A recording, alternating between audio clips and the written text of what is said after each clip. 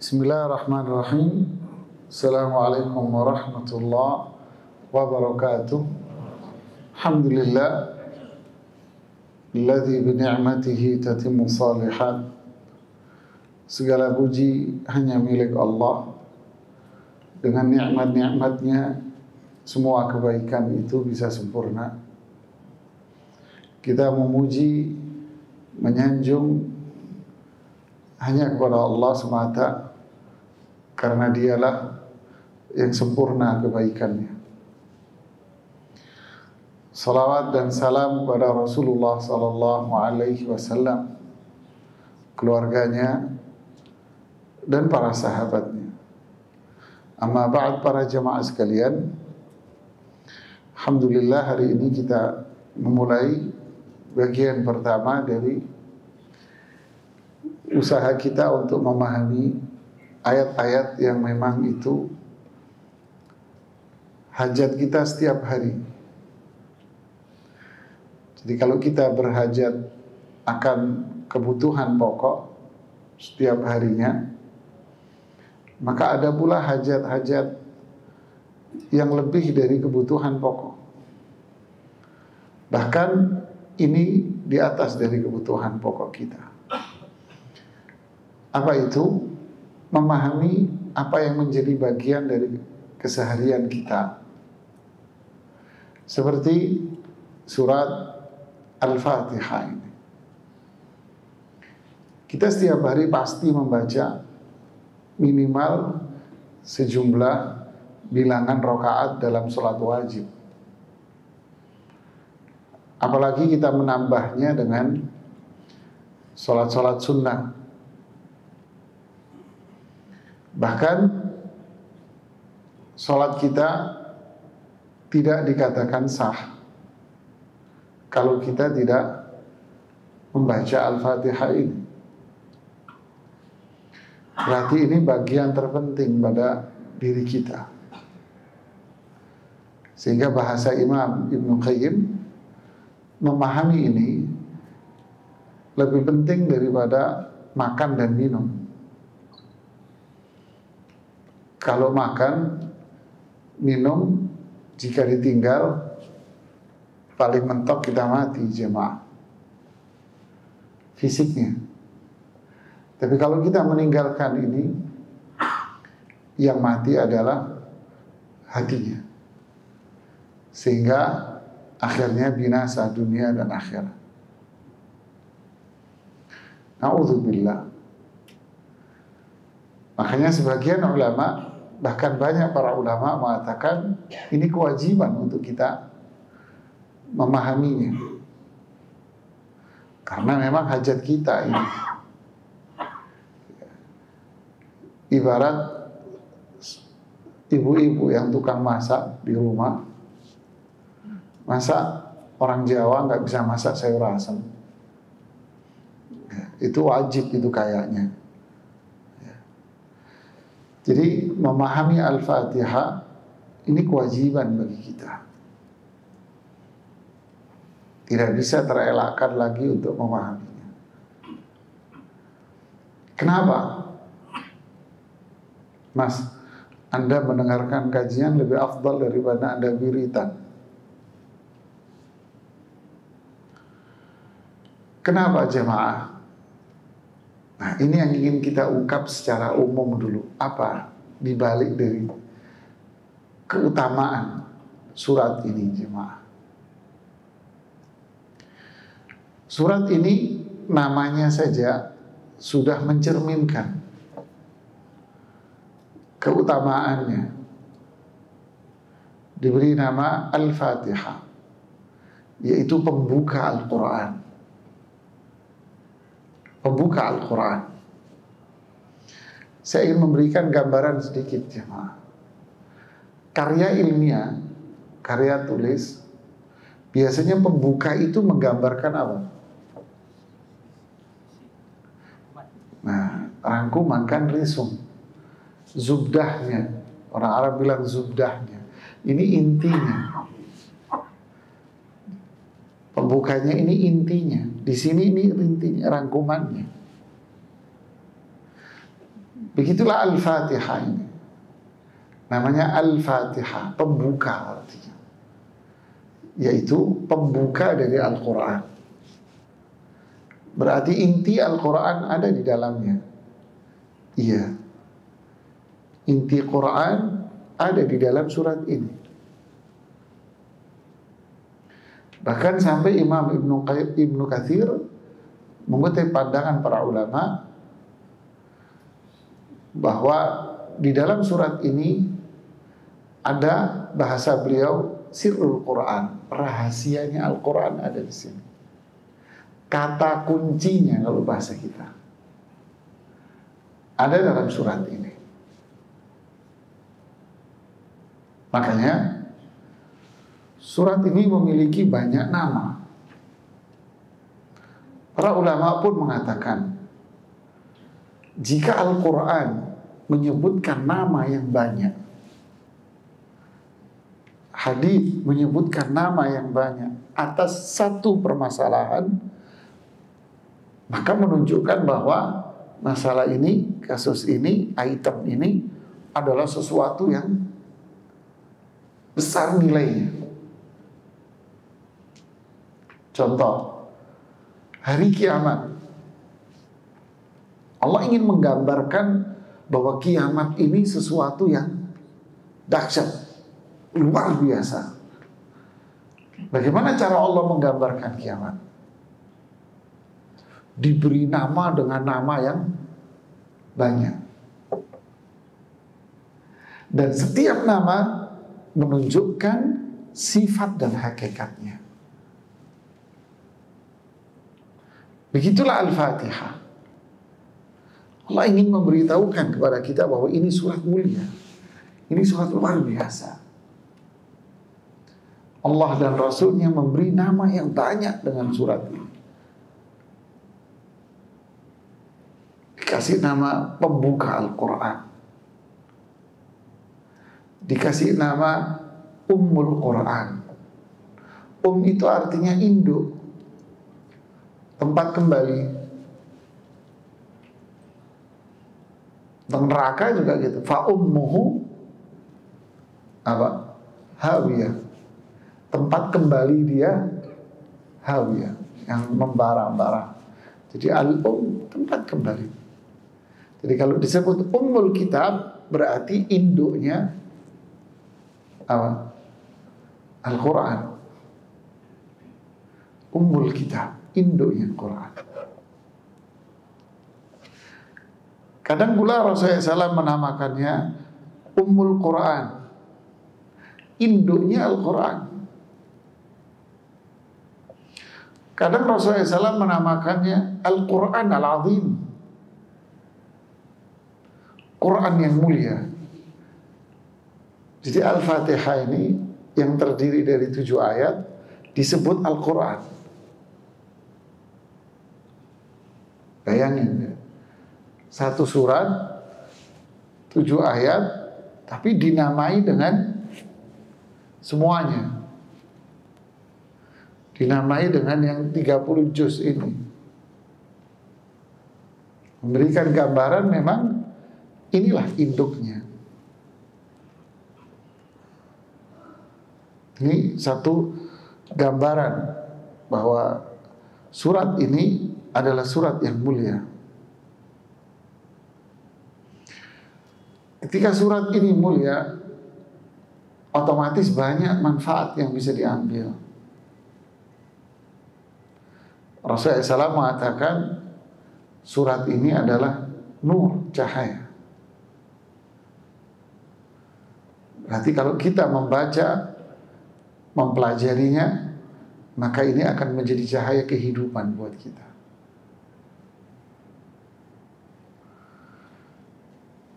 Sampai-sampai lam yu'ta biha nabiyyun min qabli. Tidak ada nabi yang dikasih seperti ini. Hanya Rasulullah SAW saja yang Allah turunkan seperti ini. Nabi yang lain tidak. Cahaya ini. Kemudian manfaat lain yang disebutkan oleh Rasulullah SAW bahwa surat ini juga bisa menjadi penyembuhan loh. Buat penyembuh penyakit fisik.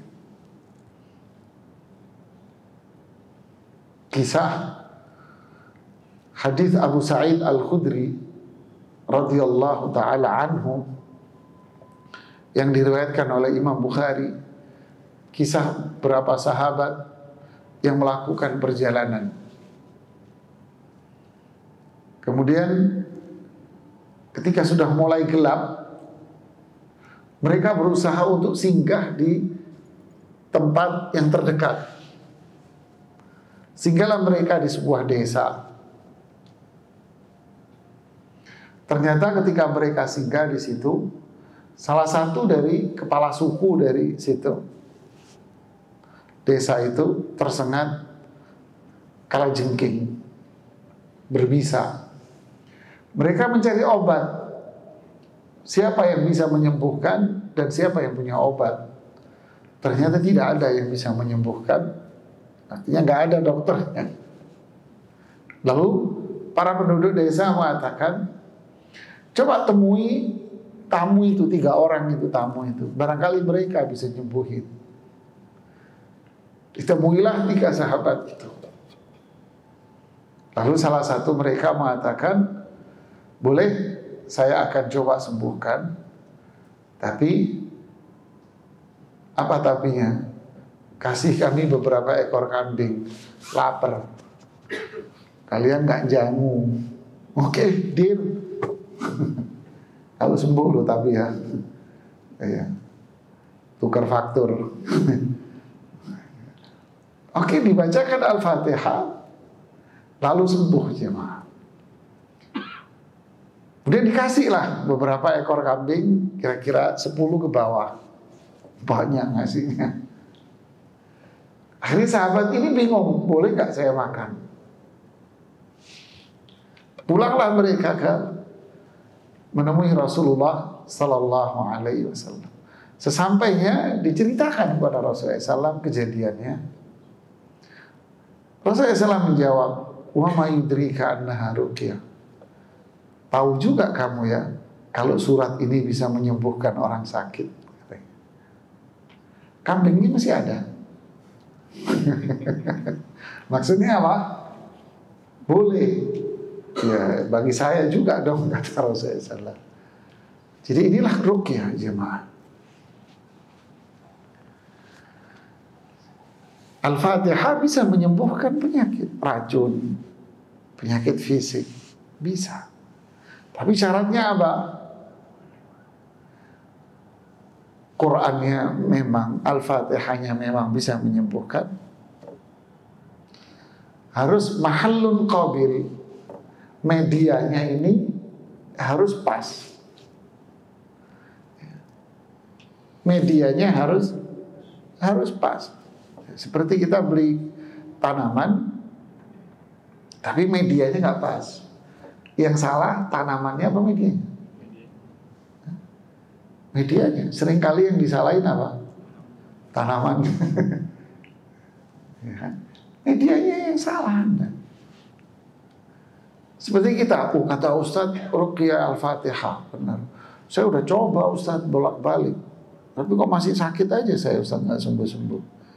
Yang salah siapa? Janji Allah tidak akan meleset. Di mahal tempatnya nggak qabil, nggak layak. Itu apa itu? Hatinya dia. Hatinya nggak bersih. Yang baca juga orangnya nggak bersih hatinya. Intifa'ul mawani' yang kedua kata Ibnu Qayyim. Apa? Tidak ada penghalang. Apa itu? Bukan coba-coba. Cobain ya cobain. Berarti Anda tidak yakin. Ya, Anda tidak yakin. Niatnya hanya murni karena Allah.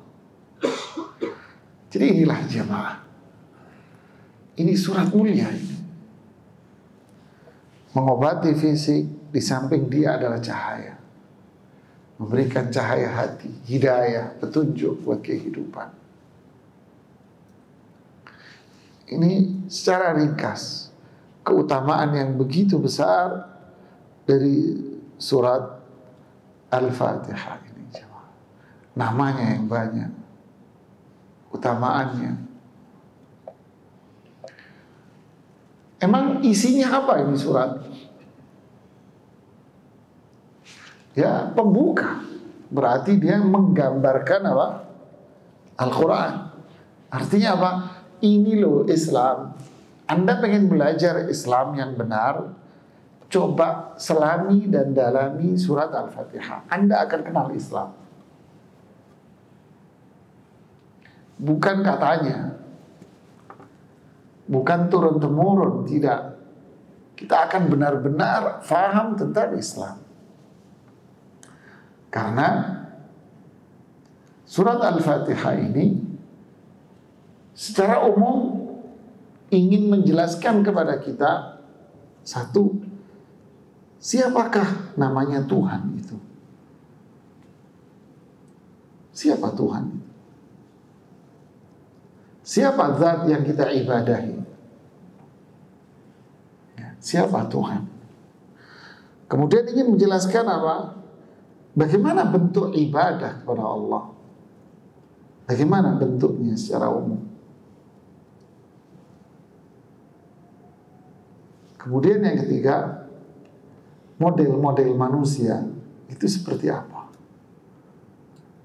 Bayangin, lihat ini. Mengenalkan kepada kita siapa Tuhan itu. Dan bagaimana caranya Anda menjadi hamba dari Tuhan ini. Lalu bagaimana realita manusia.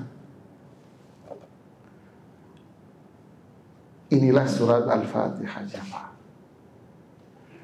Mengenalkan kepada kita tentang Rabb, ma'rifatullah, mengenal Allah, mengenal Tuhan. Dengan apa? Ayat ini mengenalkan kita tentang Rabb. Mengenalkan kita tentang Rabb ini dengan nama-nama dan sifat-sifatnya. Nah, inilah jemaah. Kita dikenalkan dalam ayat ini siapakah zat yang menurunkan Al-Quran, siapa zat yang mengutus Rasul ini. Dikenalkanlah kita dengan nama-namanya dan sifat-sifatnya pula. Dari situ kita akan kenal. Karena surat ini menyebutkan berapa nama? 1. Mengenalkan dari Asmaul Husna. Itu adalah nama Allah. Kemudian mengenalkan nama Rabb pada ayat yang pertama, Alhamdulillah. Kemudian Rabbil Alamin. Kemudian Rahman. Kemudian Rahim. Kemudian Malik. Ini 5 nama utama dari Asmaul Husna. Inti dari Asmaul Husna. Kalau kita memahami ini, maka ini mewakili dari semua Asmaul Husna yang kita ketahui jumlahnya 99. Ini mewakili semua. Dan kita akan kenal Allah. Siapakah Rabb ini? Siapa Allah itu?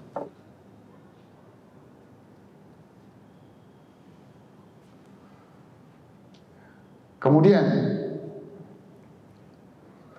surat ini juga mengenalkan kepada kita tentang hari akhir. Apa itu hari akhir? Dan seperti apa? Dikenalkan dari ayat Maliki Yaumiddin. Kemudian kita dikenalkan pula pada surat ini tentang bagaimana seharusnya kita terhadap Allah, kepada Allah. Bagaimana seharusnya kita ini sama Allah. Pada ayat Iyyaka na'budu wa iyyaka nasta'in. Kemudian juga pada ayat ihdinas siratal mustaqim. Ini yang seharusnya kita sama Allah. Lalu ayat ini pula mengklasifikasikan manusia.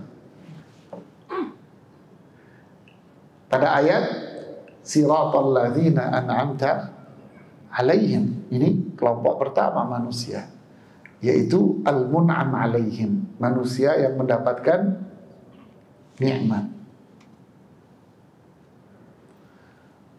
Manusia yang lain ghairil maghdubi alaihim, ini manusia. Ada lagi manusia yang berikutnya apa? Walad dhalin, bagi kita. Ini luar biasa, ini kesimpulannya, ini intinya Quran. Ini inti Al-Quran, jemaah. Makanya kita punya kewajiban untuk apa itu? Mempelajarinya. Dari sisi hukum fikih, tentu surat ini menjadi rukun dalam sholat wajib. Jadi rukun ini. Begitu pula pada sholat sunnah.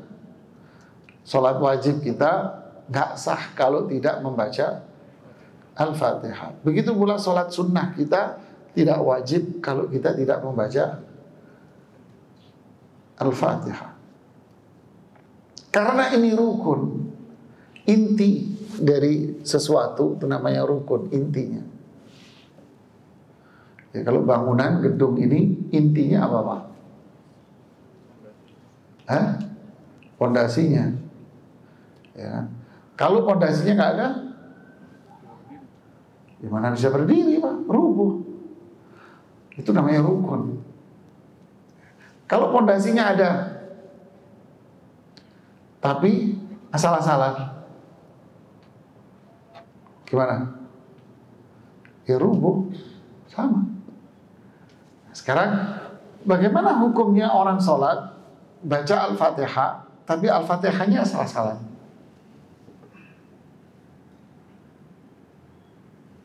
Contoh, dia baca Al-Fatihah, jemaah, Alhamdulillahi Rabbil Alamin Ar-Rahmanir Rahim Maliki Yaumiddin. Begini kan bacanya kan? Gak ada yang dia ngomong, akhirnya diem di sini.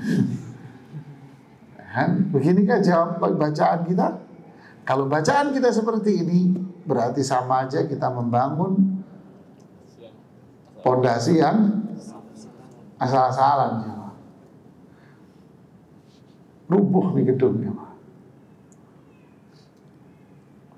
Terus gimana dong? Bisa gak sah sholat kita aja, Pak? Bisa gak sah sholat kita? Karena kesalahannya fatal. Ya. Terus gimana dong solusinya? Solusinya tidak boleh keluar dari masjid ini sebelum Anda baca Al-Fatihah sama juru kunci di luar situ. Besok nggak ada yang kesini lagi. Artinya apa? Anda harus belajar. Wajib Anda belajar membacanya Al-Fatihahnya, mempelajari maknanya. Kalau tidak itu tadi, sholat Anda berbahaya. Ya. Alhamdulillahi Rabbil Alamin. Wah, rusak, Pak. Anda baca alamin, sedangkan bacaannya alamin. Kalau alamin itu artinya alam semesta. Kalau alamin itu orangnya sakit perut mau ke WC, ke toilet. Rusak kan artinya? Rusak aja. Ini bahasa Arab ini. Mulut Anda miring artinya bubar. Lompat artinya. Rabbil Alamin, pencipta sekalian alam. Kalau Anda baca Rabbil Alamin, alamin orang-orang yang sakit perut, mules. Ini kan rusak. Ini baru satu, tak kasih contoh. Kalau lainnya, Allahu Akbar. Dan inilah urgensi pentingnya kita belajar. Jadi dari sisi makna, ini bicara tentang prinsip mengenal Allah, iman, tauhid. Terus mengenalkan kita apa kewajiban kita sama Allah untuk menjadi seorang hamba. Kemudian kita sebagai manusia ini ditipe manusia yang mana? Manusia yang dapat nikmat atau manusia yang dimurkai masuk neraka? Terus sisi bacaannya, bacaan kita sudah benar atau tidak? Sehingga sholat kita ini benar. Siratal ladzina an'amta 'alaihim. Tanyakan makan cendol di mulutnya. Baratnya sih gitu ya, kata candaan kita gitu ya. Rusak semua mulutnya sama. Begitulah. Tidak bisa membedakan antara shad dengan sin. Ya kan? Ha dengan ha itu berantakan. Tasdid nggak dibaca, yang harus ditekan nggak ditekan, hilang huruf. Begitulah jemaah pentingnya surat ini. Jadi sisi fikih apa? Wajib rukun Anda baca dengan benar. Kalau membaca surat salah-salah, oke lah, itu masih sunnah. Jadi kalau Al-Fatihah jangan salah, Pak. Jangan. Musibah ini. Ini sisi fikih. Sisi lain fikih, sisi perbedaan pendapat dari kalangan para ulama. Saya baru ngasih gambaran ya. Sisi fikih, sisi perbedaan pendapat. Saya tidak bicara masalah itu. Apakah bacaan bismillah itu kalau jadi imam saya keraskan apa enggak? Anda pernah kan di masjid. Masuk masjid, imamnya terkadang apa? Bismillahirrahmanirrahim. Bismillahnya dikeraskan. Ada lagi Anda mungkin masuk masjid lain, kok nggak baca bismillah nih imam? Tahu-tahu Alhamdulillahi Rabbil Alamin. Ini perbedaan pendapat di kalangan para ulama fikih antara dikeraskan dan tidak dikeraskan. Bukan tidak baca, tidak dikeraskan artinya pelan. Oke lah, ini perbedaan fikih, sehingga silahkan saja. Anda mau keraskan silahkan, Anda mau pelanin silahkan. Yang salah siapa? Yang salah nggak sholat di masjid. Gitu kan? Kemudian sama pula dalam sholat yang dikeraskan. Apakah makmum ikut membaca Al-Fatihah atau enggak baca Al-Fatihah kan dengerin imam? Faham masalahnya? Ya. Ini juga perbedaan pandangan dari para ulama fikih. Ada yang mengatakan tetap Anda harus baca. Yang mengatakan harus baca, kapan bacanya? Sedangkan kita harus mendengarkan bacaan Quran. Beda lagi. Ada yang mengatakan, enggak boleh Anda baca. Kenapa? Idza quri'al Qur'anu fastami'u lahu wa ansitu la'allakum turham. Kalau Quran itu dibaca, dengerin. Berarti bacaan yang dikeraskan. Terus bagaimana Ustaz yang benar? Ini perbedaan mazhab dalam fikih. Silahkan saja yang mau baca, yang enggak baca silahkan. Yang salah, yang enggak sholat berjamaah. Ini masalah fikih ya jemaah. Fikih luas lapang. Tapi kalau bicara secara ilmiah, kajian ilmiah, nah baru kita bicara tentang mana yang lebih kuat dari pandangan itu, dari sudut pandang dalil pijakan dasar hukum. Ini namanya studi kritis. Ya, studi kritis dalil. Tentu kita nggak bicara terlalu dalam lah di sisi sini. Cukup Anda ketahui bahwa dua hal ini adalah masalah yang diperselisihkan oleh para ulama. Dampaknya ada pada susunan ayat di surat ini. Mereka yang mengatakan, oh, basmalah itu bagian dari Al-Fatihah, makanya dikeraskan bacaannya.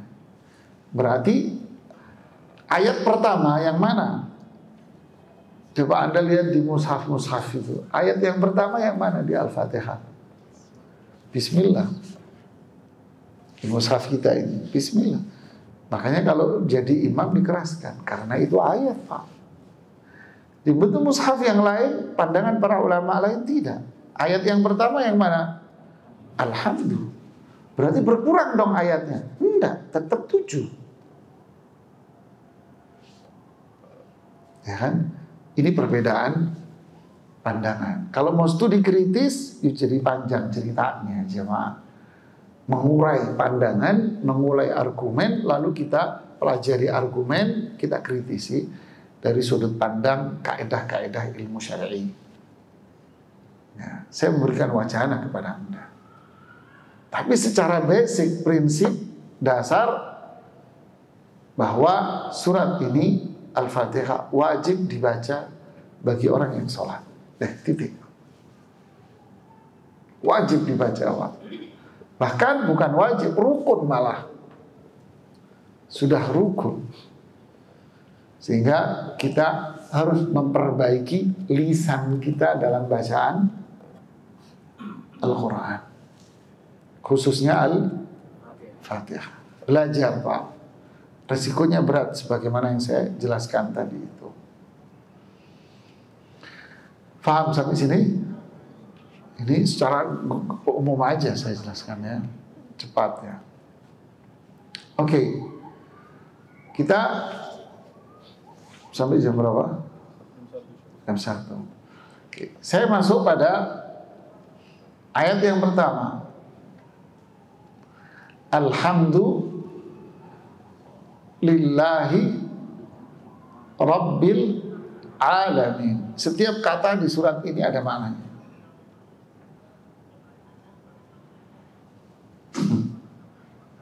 Alhamdu itu apa namanya? Artinya memuji, Pak.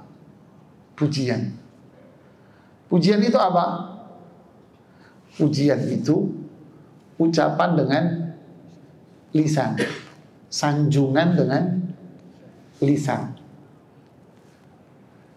Caranya mengucapkan kata alhamd, yaitu mengucapkan kata kalimat alhamdulillah. Itu pujian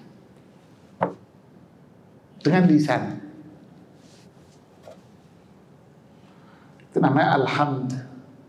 Pujian ini, sanjungan ini lillah, hanya milik Allah. Berarti kita tidak boleh memuji, menyanjung selain Allah. Ayo. Tidak boleh kita menyanjung selain Allah. Makanya Rasulullah SAW bilang apa? Idza ra'aitumul maddahin faghmuru ala wajhi turab. Kalau ada orang memuji Anda, ambil pasir, lempar pasir ke mukanya. Ngajak berantem, Ustaz. Ya, artinya hindarilah. Pernah terjadi, ada seseorang memuji Utsman bin Affan di depan Utsman. Di situ ada sahabat.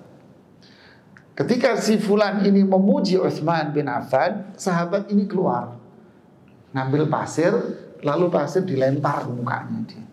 Marah dia, apa yang kamu lakukan? Ya, karena saya mendengar Rasulullah SAW bersabda, kalau ada orang memuji, ambil pasir, lempar pasir ke mukanya. Ya kalau sekarang ya jangan, Mas, ngajak berantem kamu, Mas. Jangan dilihatin aja ngamuk orang sekarang. Jangan. Terus sekarang gimana? Hindari. Kalau ada orang memuji Anda, potong. Mas, udah cukup. Jangan puji saya. Ya, Anda tidak tahu saya. Anda tidak tahu saya. Ya, jangan seperti itu. Biasa aja. Hindari pujian orang. dan jangan memuji orang. Makanya kalau harus kita memuji, maka ucapkan ahsibuhu dzalik. Menurut pandangan saya, dia orangnya begini. Menurut pandangan saya, orangnya seperti ini, Mas. Jangan disanjung, jangan. Dan ucapkan la uzaki 'alallahi ahada. Saya bukan mau membersihkan jiwa orang, tidak. Saya menurut pandangan saya. Jadi Islam itu ngatur, Pak.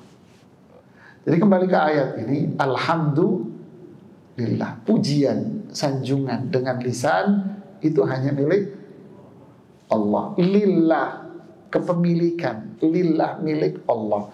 Siapa Allah itu?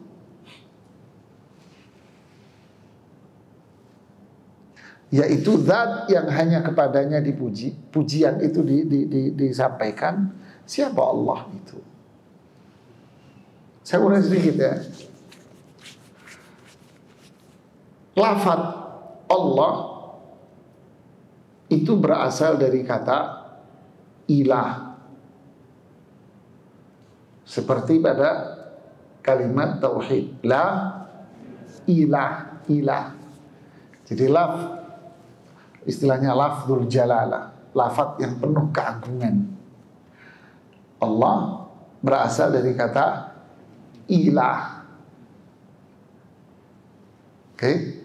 Apa makna ilah? Berasal dari akar kata aliha ya'lahu, yaitu maknanya ibadah. Berarti ilah objek yang dikenai pekerjaan. Jadi ilah maknanya adalah al-ma'bud, yang dikenai ibadah. Faham? Faham ora mudeng, Mas? Modelnya ora mudeng. Ibadah itu perbuatan. Perbuatannya namanya saya, pelakunya yaitu sosok yang beribadah. Yang diibadahi berarti apa? Objek yang dikenai. Itu namanya ilah. Yang dikenai perbuatan, yaitu apa? Tujuan ibadah perbuatan. Saya orang yang beribadah, berarti saya ibadahnya kepada siapa, Pak?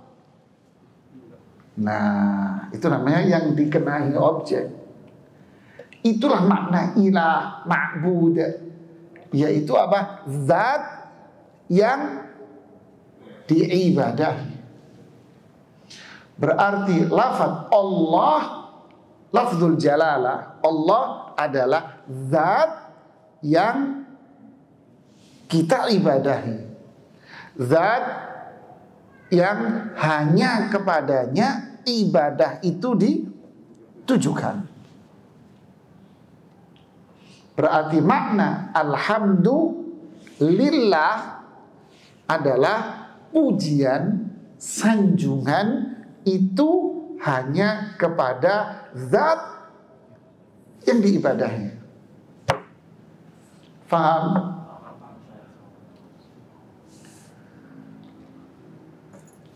Oke. Berarti makna la ilaha artinya apa?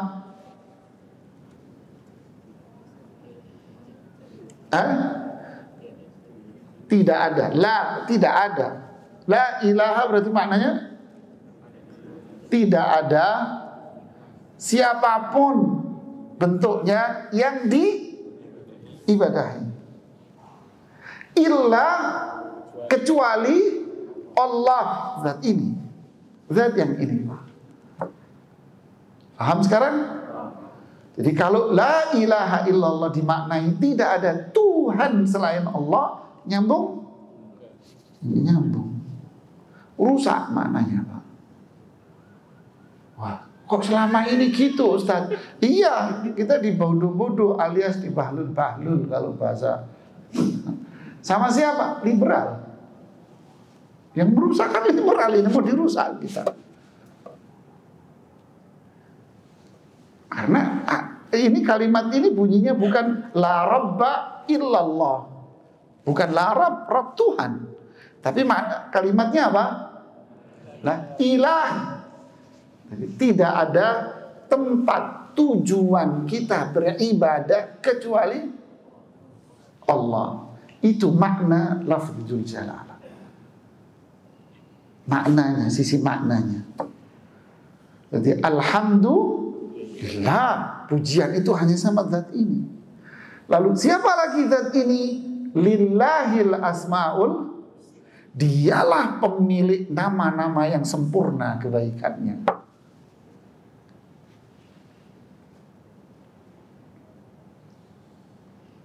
Oke. Berarti dua kata ini, alhamdulillah, kalimat biasa atau kalimat yang mulia? Mulia, Mas. Jangan main-main Anda dengan kalimat ini. Rasulullah SAW bilang apa? Alhamdulillah tamla'ul mizan. Anda mengucapkan alhamdulillah sekali saja diucapkan dan Anda faham maknanya, sekali ucapan Anda alhamdulillah, pahalanya bisa memberatkan timbanganmu di akhirat.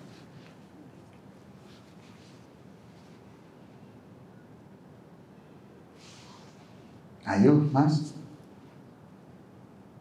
Rasulullah SAW juga bersabda, idza akala al-'abdu aw syarib. Jika seorang hamba itu minum, saya mau contohin tapi nggak ada minuman di sini. Ya, anak cuma ngomong doang. Ya, anak mau contohin tapi nggak ada. Jangan. Iya, ya sudahlah kita lanjutin aja. Kan bener kan? Bener kan? Bener kan? Nggak bohong. Jadi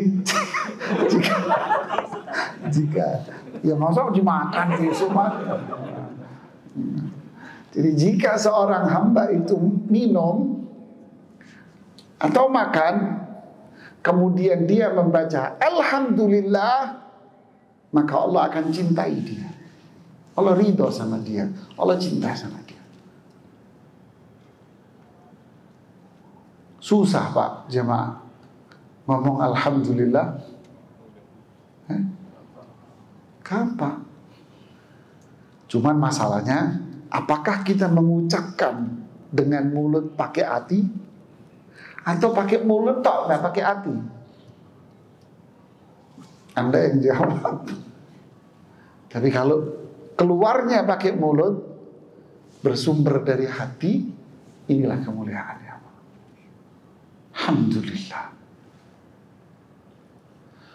Kondisi apa kita mengucapkan alhamdulillah? Apa saja.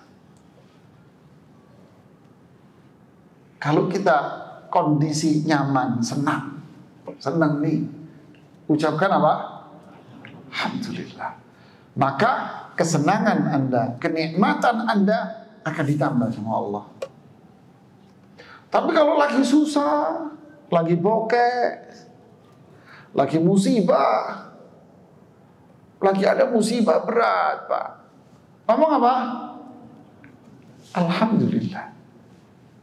Loh, bukan innalillah Ustaz. Ya, innalillah wa inna ilaihi raji'un. Alhamdulillah. Alhamdulillah. Ya.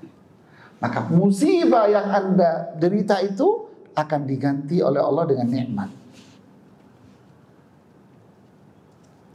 Ada dalilnya? Ada. Hadis riwayat Imam Tirmidzi. Rasulullah SAW nanya ke malaikat maut, qabatta ruha abdi, kamu sudah mencabut roh anaknya hambaku itu?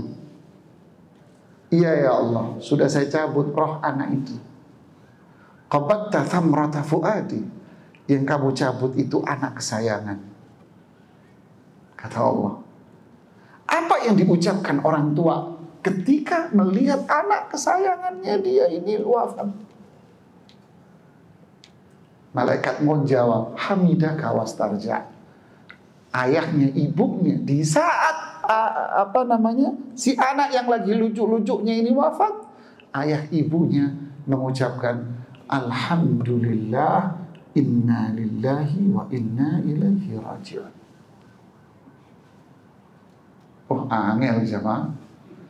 Anak lucu-lucunya wafat. Ngomong apa? Alhamdulillah, inna lillahi wa inna ilaihi raji'un. Kira-kira kalau ente ngomong begitu di depan keluarga, kira-kira diapain ente? Oh, disiram air panas ente jemaah. Tapi Allah bilang apa? Allah berfirman apa? Umnu li abdi, bangunkan buat kedua orang tuanya ini istana di surga. Dan kasih nama istana surga buat orang tuanya ini, nama istananya Istana Alhamdu. Hadis riwayat Imam Tirmidzi, hadis sahih. Wah, ngel jemaah. Minimal ente jenguk temen ente sakit di rumah sakit, selang sono, selang sini, ente bilang sama temen ente, alhamdulillah. Kira-kira itu teh yang di sebelah dia diapain, disiram mas ya. Karena apa? Ketidakfahaman dia. Lihat, Allah muliakan dia, padahal kalau mengucapkan alhamdulillah pahalanya besar. Ngomong alhamdulillah di saat musibah, dikasih rumah di surga, Pak. Nama rumahnya Alhamdulillah. Tapi ya dua kata, cuma ngeluarinnya ini setengah mati, Mas.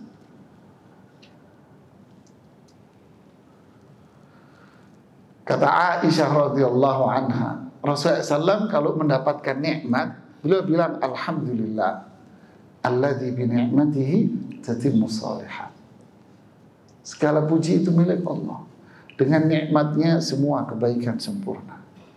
Tapi kalau beliau ditimpa musibah, beliau bilang alhamdulillah ala kulli hal. Segala puji bagi Allah, semua kondisi yang menimpa saya, alhamdulillah. Ini luar biasa jemaah. Jadi kita disuruh apa? Memuji Allah. Ucapkan alhamdulillah setiap kondisi Anda. Mau senang, mau susah, ucapkan alhamdulillah. Punya duit, gak punya duit, bilang alhamdulillah. Kenyang lapar, bilang alhamdulillah. Ditempeleng orang, itu alhamdulillah, Mas.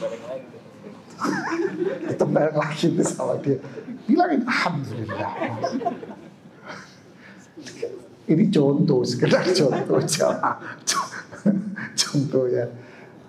Subhanallah, coba lihat jemaah. Pembuka Al-Quran. Kita buka Al-Quran.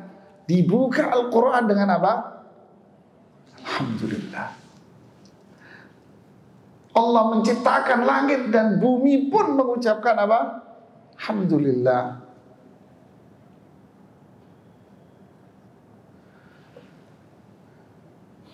Luar biasa ini jemaah. Indah Islam. Zat yang harus kita puji Allah. Pujian itu ringan di lisan, tapi pahalanya wah, nggak bisa kita hitung jemaah. Padahal cukup dengan mengucapkan alhamdulillah. Istri ente ngomel-ngomel di rumah, ngomel-ngomel, itu bilang apa? Alhamdulillah. Gimana res? Itu coba nanti sore. Nanti sore ya, istri ente kan suka WA-an. Nah, gimana? Udah makan siang? Jangan dijawab. Jangan dijawab, jangan diapa-apain. Diemin aja. Pulang ngomel nggak? Ngomel mas. Bawa burung kenari pagi-pagi. Bilang apa? Alhamdulillah. Kamu kenapa kesurupan loh? Alhamdulillah. Gitu mas. Kelar insya Allah. Capek. Enggak. Ini zikir mulia ini. Diteker mulia ini. Ngucapin alhamdulillah sambil senyum. Marahnya lama nggak? Enggak bakal lama mas. Ngucapin alhamdulillahnya sambil senyum. Alhamdulillah. Kenapa lu pulang-pulang senyum-senyum? Alhamdulillah, alhamdulillah. Surupan katanya. Alhamdulillah. Capek ngomong sama lu ditinggal Pak. Jadi inilah, ini zikir mulia jemaah. Ya, kita lanjutkan insyaallah di jadwal saya berikutnya di hari apa?